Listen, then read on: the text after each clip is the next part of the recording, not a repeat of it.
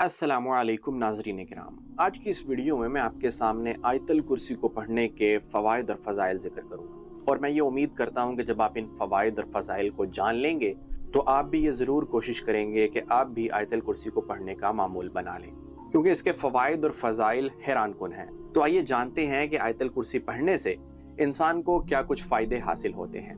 Number 1, जन्नत में दाखिला। जिस शख्स ने हर फर्ज नमाज के बाद आयतल कुर्सी पढ़ी, उसे जन्नत में जाने से मौत के सिवा कोई और चीज रोकने वाली नहीं है। यानी जो इंसान भी हर फर्ज नमाज के बाद एक मरतबा आयतल कुर्सी पढ़ता है तो उसके और जन्नत के दरमियान सिर्फ मौत हाइल होती है, यानी कि जैसे ही उसको मौत आएगी तो वो जन्नत में दाखिल हो जाएगा। लिहाजा हर फर्ज नमाज के बाद एक मरतबा आयतल कुर्सी पढ़नी चाहिए। दूसरा फायदा, हिफाजत होती है। हज़रत अनस रज़ी अल्लाह अन्हु से रिवायत है कि हुज़ूर नबी करीम सल्लल्लाहु अलैहि वसल्लम ने फरमाया, जिस शख्स ने हर फर्ज नमाज के बाद आयतल कुर्सी को पढ़ा, अल्लाह ताला उसको दूसरी नमाज तक अपनी हिफाजत में रखता है। यानी जो इंसान भी फर्ज नमाजों के बाद आयतल कुर्सी पढ़ता है तो वो एक नमाज से लेकर दूसरी नमाज तक अल्लाह ताला की हिफाजत में रहता है। लिहाजा वो हर किस्म की नागहानी आफात, मुसीबतों और शरूर से बच जाता है। एक और हदीस पाक में रसूलुल्लाह का इरशाद है जिसका मफहूम है, जो शख्स सोते वक्त आयतल कुर्सी पढ़ता है, अल्लाह ताला उसके घर और उसके पड़ोसी के घर और उसके आसपास के घरों को अमान दे देता है। यानी रात को अगर इंसान इसको पढ़कर सोता है तो उसकी अपनी, उसके घर वालों की और उसके आस पड़ोस के लोगों की हिफाजत होती है। तीसरा फायदा, बरकत नसीब होती है। हज़रत आयशा रज़ी अल्लाह अन्हा से रिवायत है कि एक शख्स हुज़ूर नबी करीम सल्लल्लाहु अलैहि वसल्लम की खिदमत में हाजिर हुआ और उसने शिकायत की कि उसके घर की चीज़ों में कोई बरकत नहीं है। हज़ूर नबी करीम सल्लल्लाहु अलैहि वसल्लम ने फरमाया, क्या तुम आयतल कुर्सी नहीं पढ़ते? जिस खाने और सालन पर तुम आयतल कुर्सी पढ़ोगे, अल्लाह ताला उस खाने और सालन में बरकत देगा। लिहाजा अगर आपके घर में बरकत नहीं है तो आयतल कुर्सी को पढ़ा करें और अपने खाने पीने की चीज़ों में भी इसको पढ़कर दम कर दिया करें तो इंशाल्लाह बरकत नसीब होगी। चौथा फ़ायदा, परेशानियों से नजात मिलती है। हज़रत अबू कतादा रज़ी अल्लाह अन्हु से रिवायत है, हुज़ूर नबी करीम सल्लल्लाहु अलैहि वसल्लम ने फरमाया, जो शख्स कर्बो इस्तराब के वक्त आयतल कुर्सी और सूरत बकरा की आखिरी 2 आयतें पढ़ेगा, अल्लाह ताला उसकी फरियाद रसी फरमाएगा। यानी जो इंसान भी गमों के अंदर डूबा हुआ हो, बहुत ज़्यादा परेशान रहता हो, आफतें मुसीबतें उस पर टूटी हुई हों, तो अगर वो इस हालत के अंदर आयतल कुर्सी पढ़े और सूरत बकरा की आखिरी 2 आयत पढ़े तो अल्लाह ताला उसे नजात अता फरमाएंगे। पांचवा फायदा, आयतल कुर्सी का पढ़ना इंसान को शुक्रगुजार बंदा बनाता है। सिद्दीकीन का ये अमल है और अंबिया वाला सवाब इंसान को मिलता है और अल्लाह ताला की रहमत हासिल होती है।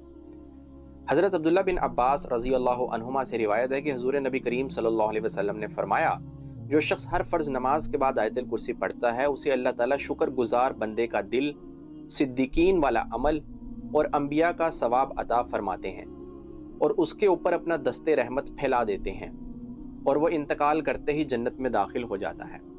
इसलिए जो इंसान भी हर फर्ज नमाज के बाद आयतल कुर्सी पढ़े तो अल्लाह ताला उसे शुक्रगुजारी वाला दिल अता फरमा देते हैं, नेक लोगों वाला अमल अता फरमा देते हैं और अंबिया वाला सवाब अता फरमाते हैं और अल्लाह ताला उस पर अपनी रहमत का साया कर देते हैं और अगर उसका इंतकाल हो जाता है तो इंतकाल करते ही वो जन्नत में दाखिल हो जाता है।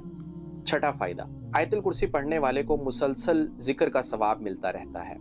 हुज़ूर नबी करीम सल्लल्लाहु अलैहि वसल्लम इरशाद फरमाते हैं, उस ज़ात की कसम जिसके कब्ज़े में मेरी जान है, आयतल कुर्सी की 1 ज़ुबान और 2 होंठ हैं, वो साके अर्श के पास मालिक कायनात की तस्बीह व तकदीस करती है। इस हदीस पाक से ये वाज़ेह होता है कि आयतल कुर्सी की हकीकत और अज़मत ऐसी है कि इसका तिलावत करने वाला मुसलसल जिक्र की लज्जतों से सरशार रहता है। यानी जो इंसान भी आयतल कुर्सी पढ़ता है तो अल्लाह ताला आयतल कुर्सी को 1 ज़ुबान और 2 होंठ देते हैं और वो अर्श के पास अल्लाह ताला की तस्बीह व तकदीस यानी अल्लाह ताला का जिक्र करती रहती है। लिहाजा इस वजह से पढ़ने वाले को मुसलसल जिक्र का सवाब मिलता रहता है। सातवां फायदा, इंसान की शयातीन और जिन्नात से हिफाजत होती है। हदीस पाक में किस्सा मिलता है कि हज़रत अबू हुरैरा रज़ी अल्लाह अन्हु को आप सल्लल्लाहु अलैहि वसल्लम ने सदका फितर की निगरानी के लिए मुकर्रर किया। बहुत ज़्यादा गल्ला और अनाज था जिनकी वो हिफाजत कर रहे थे।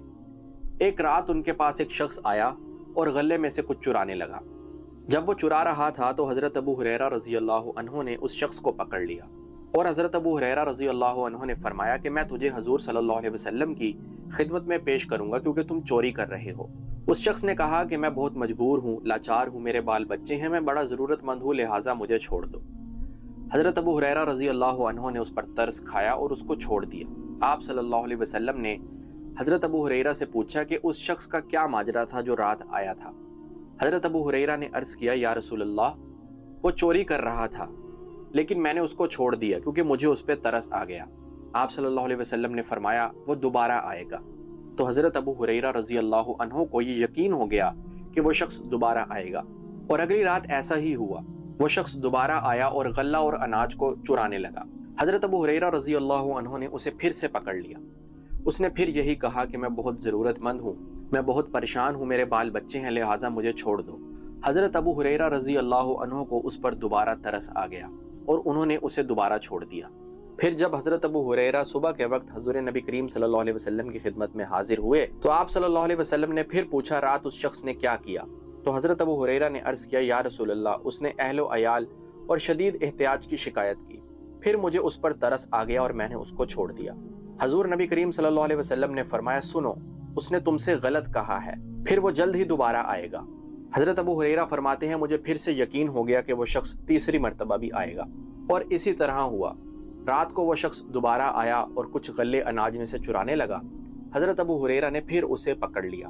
اس نے پھر یہی کہا کہ میں بہت غریب ہوں، محتاج ہوں، لہٰذا مجھے چھوڑ دو۔ پھر حضرت ابو ہریرہ رضی اللہ عنہ نے اس شخص سے یہ کہا کہ اس بار میں تمہیں نہیں چھوڑوں گا، اس مرتبہ تمہیں میں حضور اکرم صلی اللہ علیہ وسلم کے پاس لازمی لے کر جاؤں گا کیونکہ تم باز نہیں آ رہے۔